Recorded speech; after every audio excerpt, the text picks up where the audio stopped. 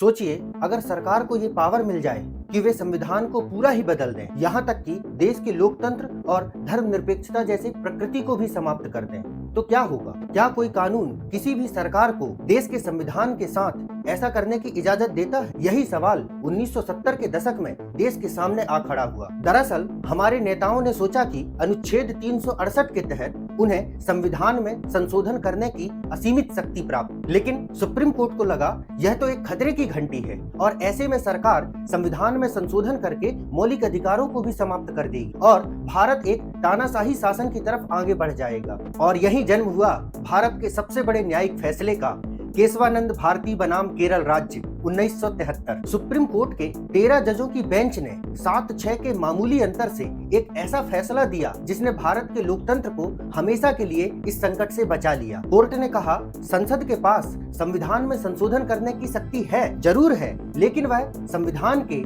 मूल ढांचा अर्थात बेसिक स्ट्रक्चर को ना तो बदल सकती है और ना ही नष्ट कर सकती है। यह वैसा ही है कि आप किसी बिल्डिंग को रेनोवेट तो कर सकते हैं, लेकिन उसकी नींव को नहीं हिला सकते। अब प्रश्न उठा कि आखिर ये मूल ढांचा क्या है? तो कोर्ट ने इसकी कोई निश्चित सूची नहीं दी और उन्होंने कहा कि हम समय समय पर भारतीय संविधान का अध्ययन करके यह बताएंगे कि वो ऐसी कौन सी तत्व हैं जिन्हें मूल ढांचे के अंतर्गत रखा जाएगा। जैसे इसमें कुछ महत्वपूर्ण तत्व शामिल किए गए हैं, जैसे भारत का लोकतांत्रिक चरित्र, न्यायपालिका की स्वतंत्रता, संघवाद और सबसे महत्वपूर्ण कानून का शासन। यानी सरकारें आती जाती रहेंगी लेकिन भारत का स्वभाव नहीं बदलेगा। यह सिद्धांत वर्तमान में भी और भविष्य में भी भारतीय संविधान की एक ढाल की तरह रक्षक बन के खड़ा हुआ है। धन्यवाद।